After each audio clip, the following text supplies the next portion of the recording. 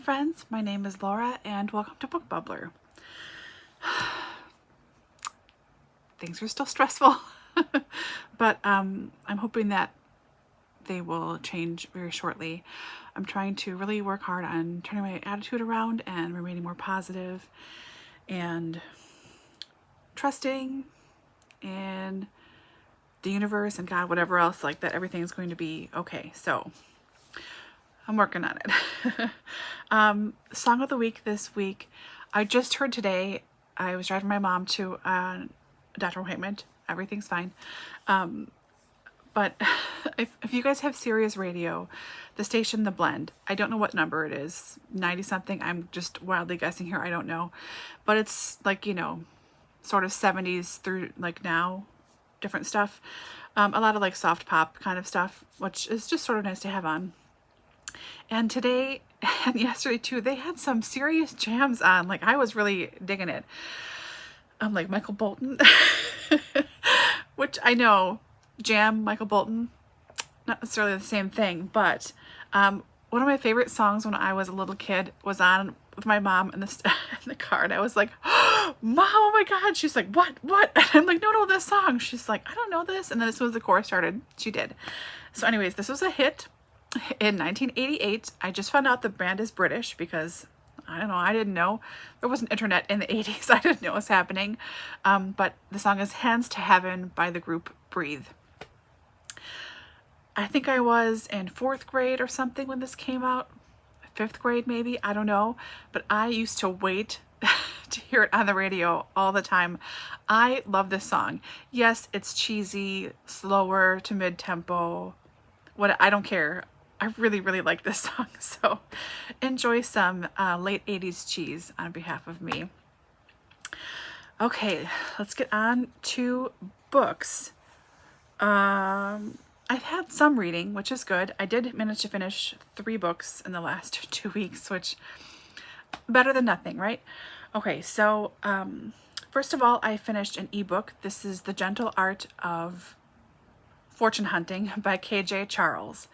K.J. Charles writes a lot of romance novels, some Georgian, some Edwardian, I think, mostly Victorian, set around the marriage mart and things, but usually their main characters are queer, gay. I think she has some books featuring trans characters. I'm not 100%, but so I just started reading her. I've heard about her, and I'm almost positive it's a her too. If it's not, I apologize. I should probably just say they. I've heard about them and their writing for a long, long time. I just, somehow it never got in front of my eye blinks early enough. So this was available through my library in the ebook, and I'm like, oh yeah, it's a standalone. A lot of their stuff is also series, so I thought, a standalone is fine. And I enjoyed this one. It's very tropey, but that's okay. I think they called it trope-tastic in an interview when they were trying to write a sequel to a different book, and this storyline with these characters kept coming up, and they said, I know it's trope-tastic, but it just had to be told. So it is very tropey. It doesn't matter. It's still a good time. I gave this 3 stars. Everything this week, by the way, is 3 stars. I enjoyed the writing a lot. This is set in Victorian era, around the marriage mart, of course, and the ton. So there is Marianne and her brother Robin. Their last name is Loxley, I know. They're from, I think they are from Nottinghamshire. It doesn't matter. It's not around London is the main point. They're not from around there. Of course, the Robin Hood thing made me laugh. But anyways, so they're trying to find spouses for both of them. They are a year or 2 apart in age. And she is very beautiful. His sister is very beautiful. And he's attractive, but they don't really have any money. So no one knows much about them. They seem to have just sort of appeared on the scene, and that they're doing pretty well for themselves, generally speaking. They're very well thought of. He gambles a bit, and she's always very kind, and again, her looks get her a lot of places, but they're both trying to land spouses and trying to get someone who has money because they don't have any. So Robin sort of pursues this young lady who has quite a bit of money, but it's not common knowledge by any means that she has money. She's very plain looking, very average looking, and he's really pursuing her. So her uncle goes, something's hinky about this. Let me just see. He just never really trusts him right away. Thinks he's just out for the money, even though it seems on the surface that he wouldn't have any way of finding out that she's got money. And then Marianne, the sister, she's hooked up with, let's say a lord or an earl, I forget which it is, but this very well-established, very rich family. I don't think the man is very nice, and he's well thought of just because he has money, is my impression of him. And so it's assumed that they will get engaged. So she's just putting her energies toward that. And then the uncle of this girl and Robin, he starts to inquire about him and find out about their background a little bit more, and that he does know about her money and or his intentions honorable. But the uncle is really much more angry and more worked up than anyone would assume he is, and he's in charge of his niece's fortune and everything else. Her father passed away, so he's looking out for her in his eyes, but he's very attracted to Robin at the same time. And Robin thinks that the uncle is exactly his type, but because they are gay men, they can't really live their lives and be out because, oh, so shameful. Nonsense, but whatever. Times, right? So he finds out about his gambling debts, the uncle finds out about Robin's gambling debts, and makes a proposition, and that changes everything. The niece that Robin is interested in is a really nice character. Everything wraps up very well, but it's an unusual storyline to a certain extent. I really liked all of the characters. I understand all of their motives. The only really evil people were the very, very rich people, I enjoyed it. I will for sure be reading more of KJ Charles's work. I think, cousin, if you're watching this, I think you read this one. I gave it the same rating, like very tropey, but still delightful and fun and a good time. So recommended if you like Victorian romances. So there's that ebook. Okay, and then I finished The Lost World by Michael Crichton. How do I get this not to shine at the silver cover? That's better. Okay. So we did a group read in September for the Jurassic Park. This is all hosted at Danny at Spinelli Speaks' channel. All the live shows are there. Please go back and watch. We have such a good time every time. Really good conversations, good jokes. Nice. So for October, we read the second book in the duology, The Lost World. This was fine. I gave it 3 stars. Really, it's more like 2.5 in retrospect, but I don't want to spoil anything for anyone who hasn't read the books because it is different from the movies. I just watched this movie, Jurassic Park 3, Jurassic World, and Jurassic World Fallen Kingdom in the last like 5 days. So give me a second here. Don't remember what happens. I mean, it follows up the events of the book of Jurassic Park. Hang on a second. Oh yeah, okay. So Jurassic Park is closed, but it's been 6 years since it was closed, and there are rumors that things are still alive on there.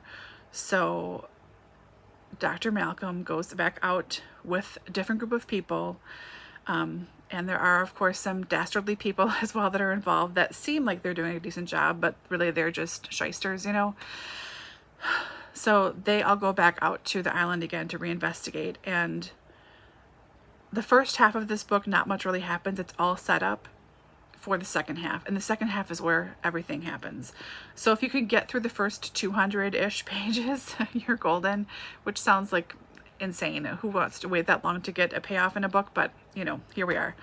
And then the rest of it, there's a lot of action. I was reading it quickly, but with his writing and with a lot of writing like for popular fiction like this, it seems like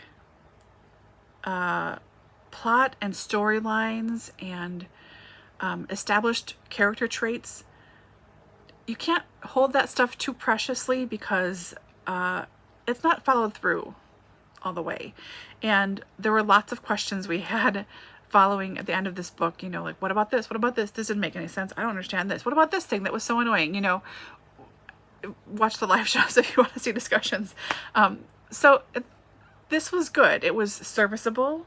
I sort of see the plot line of it. I see how they adapted the movie also from it too. But I don't know if this was really necessary. I don't think there needs to be a third or fourth. I thought this was it, but I remember looking up through Googling, you know, like if I go past page 2 on Google, it's like the dark web for me. So that there might have been a short story out there somewhere that Crichton wrote after this one, but that was it. So that's fine with me. This world is wrapped up fully in these 2 books. Really, if you just want to read the first one, you're not missing a ton by not reading this one. I'm glad that I did read it though, and I will be keeping both of the books for sure. But yeah, this was fine. Not perfect by a long shot. Doesn't have to be. Not trying to be high literature, but entertaining. Entertaining. Frustrating, but entertaining. And then the last one I finished is The Escape Artist by Brad Meltzer. Again, I'm not used to this light yet. That's pretty good. This is the start to a series.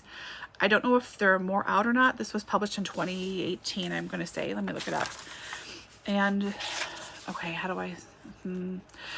I know Brad Meltzer mostly... Yep, 2018. I know Brad Meltzer mostly from his TV shows on the History Channel. Lost History and Declassified. They're both really good. He's got a great sense of humor, very dry sense of humor, and I have read several of his I Am series of children's books. Really like those a lot too. Have heard about him, but never really read one of his standalone adult books before. So this is my first one. This follows Mr. Zigorowski. Everyone calls him Zig. He's the head mortician, I want to say, on Dover Air Force Base, and he's one of the best in reassembling bodies in their caskets. So every fallen soldier who comes through him or his co-workers in the morgue. And yeah, so that's his story. He's divorced. His daughter died. We find out during the book how she died, but his daughter has died and he's on his own right now, living on his own. And the other main character in here is Nola Brown. Nola was in the same grade as his now deceased daughter, and Nola saved his daughter's life at one point, like around a campfire. Nola was only in her school for 1 year. She did that, but Zig always remembered her. And from that accident, from her saving her daughter's life, she has part of her ear is lopped off here, the top half. So he knows who she is. He remembers meeting her foster father, and then she was suddenly gone from school. So that was it. So he gets a report coming in the morning saying that it's the body of Nola Brown. So he's like, no, I got it. This is my body. I know her. This would be my honor. So as he's going through her body, he realizes it's not Nola because she looks a little different than I remembered, but her ear is intact. So he thinks this is not really her. So who is this person and where is Nola? Nola is alive. She exists, but it takes a while to find out where she is and what the deal is, and there's a big cover up about this body, and there was someone else on this flight that exploded where the bodies are all coming from over Alaska. So that's all hush hush. And you find out about this secret society run by the government with all code names based on Houdini and Houdini's gang of his friends and everything. So it was interesting. A thriller, for sure. It's a thriller, absolutely. But once I got the flow of it and I realized who we're supposed to think is, I keep saying the big bad person, but the one bad person, was not that surprising to me. I kind of had twigged on that this person could be this big bad person. And then there's another big bad above that, and that seems to be sort of the, I'm going to say mastermind, but that's not quite it, of this whole secret operation. That was a little surprising, but then once it was revealed, I was like, oh, wait, that totally makes sense. Got it. So this was good. This was a lot of fun. It's over 400 pages, so it's pretty chunky. And I did enjoy it, but I think if you watch a lot of mysteries, or you read a lot of mysteries, you read a lot of thrillers, this won't be anything revolutionary, but very well written. I like his writing. The chapters are generally fairly short, not as short as Patterson's, but you do feel like you're getting somewhere when you're reading something, which I really appreciate. And yeah, I liked this.